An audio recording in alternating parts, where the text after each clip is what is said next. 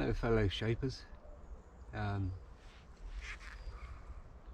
we're in the woods and I thought it'd be a good idea to start off a tree identification series because there doesn't seem to be much out there on the internet and it's relatively simple. Hopefully will show you some pointers in this, in all the main species of trees, but hopefully a few of the more exotic ones as well.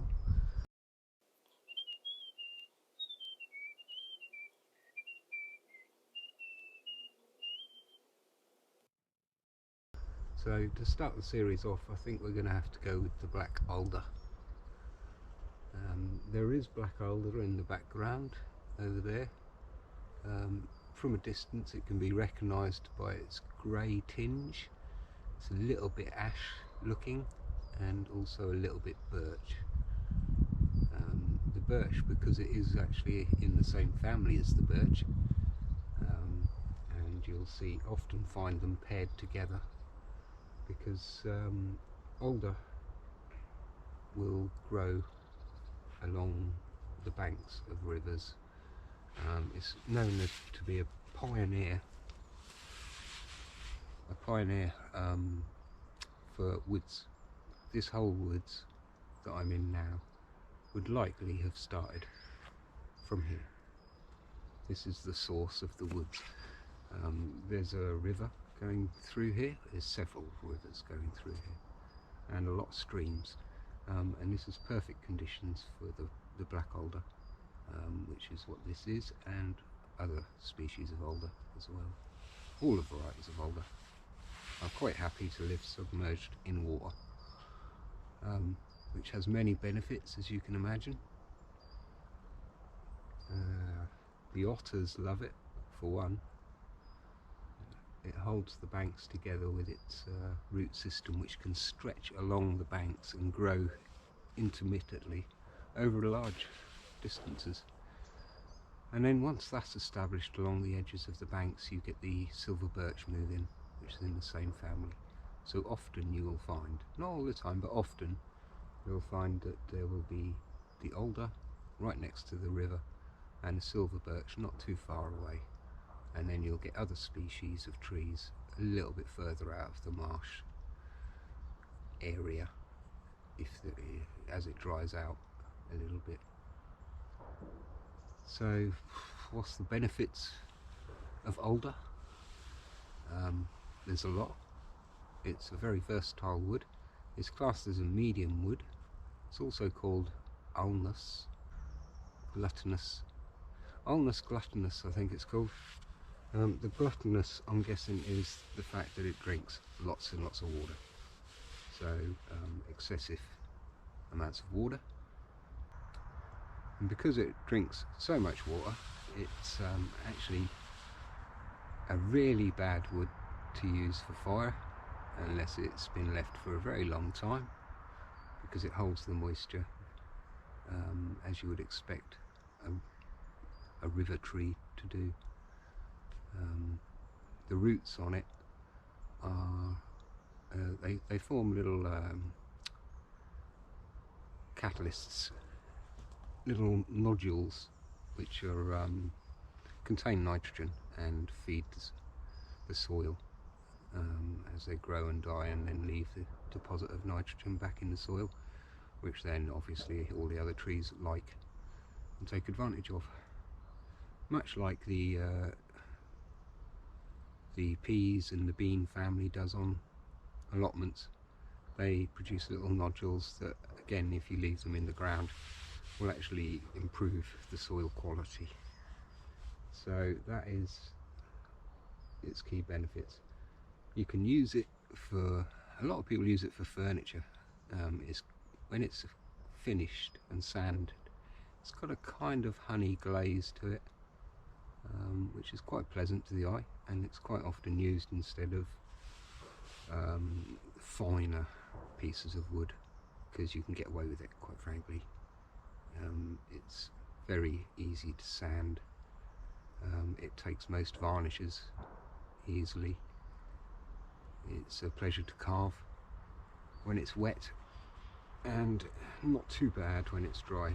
Obviously a little bit more difficult, and is used commonly just for furniture and things like that.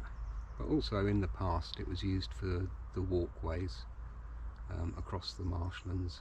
Obviously we are going back 1,000 years or so, but we used to make bridges across the marshlands, the worst parts of it. That would be sinking poles into the marsh and then creating a little wooden bridge to cross over. And because it's older, it lasts in the water and is quite used to being there and will thrive compared to other woods that would just die. So that's a little bit of history there. So without further ado, let's go and have a little look at this very versatile tree. The species I've got here is mainly black alder.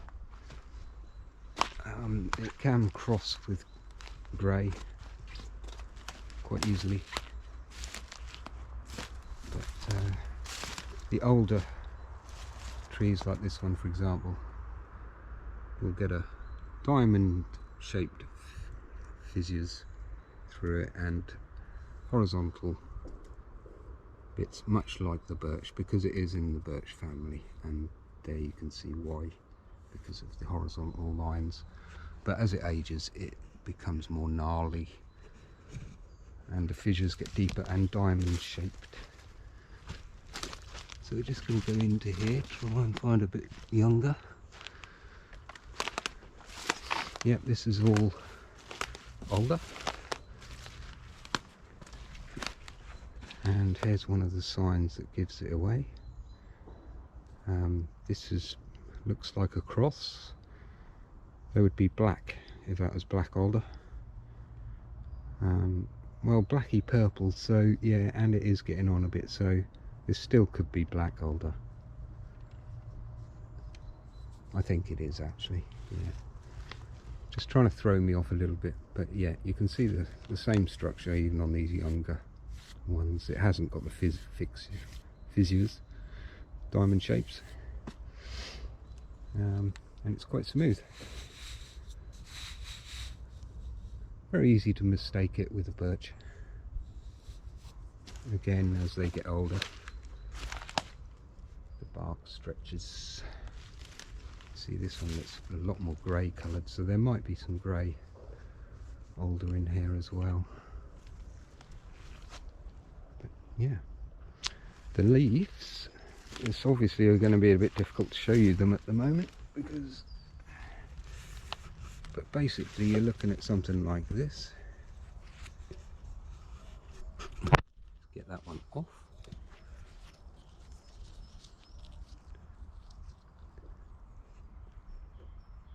Very round, oval, hasn't got a point, and quite often it'll almost form a little love heart, like so, where that will actually bend in. So it's quite a distinctive leaf really. And the back side. Yeah, they're quite shiny and they're also quite furry.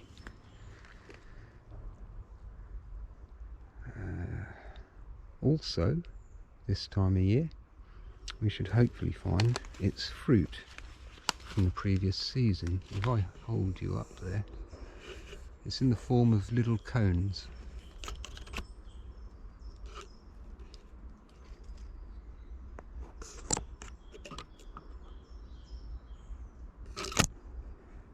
I don't know whether you got the shot on that, but I'm sure there's some on the floor anyway. So we'll just carry on walking around it.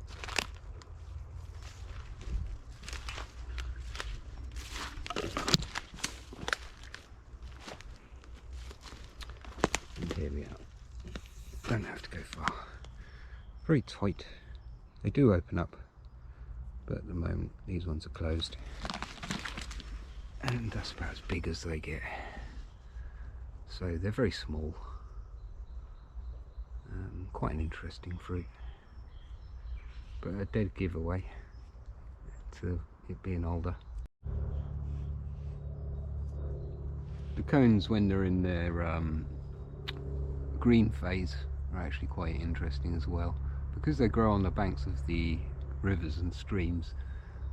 They actually float. They've got pockets of air in them to spread itself further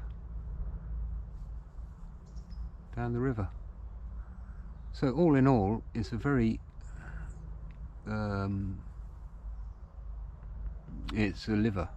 It survives, it thrives in conditions that overall most other trees wouldn't, and without it, it's hard to imagine what this country would be like, because it's so important for keeping the soil in good condition.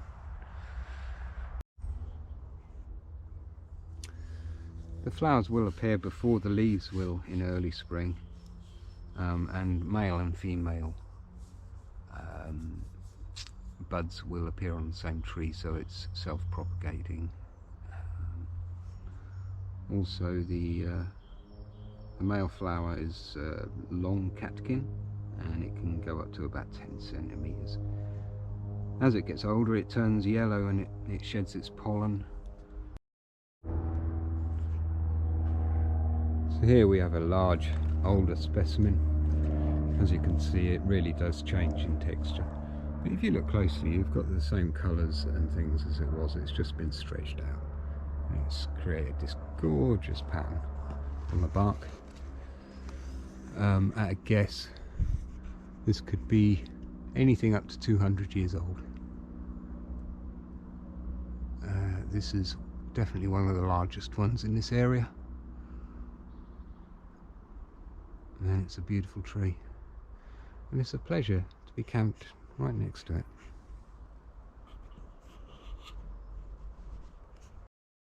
Also, it's worth mentioning that Venice is propped up on largely on Alder. I mean, it's great for working with tools, and you can shape it while it's wet quite easily, craft nice little objects with it. And it also has that water resistance, so if you're making spoons and things like that, it's not a bad idea to use that, as you will be stirring up your cup of tea with it.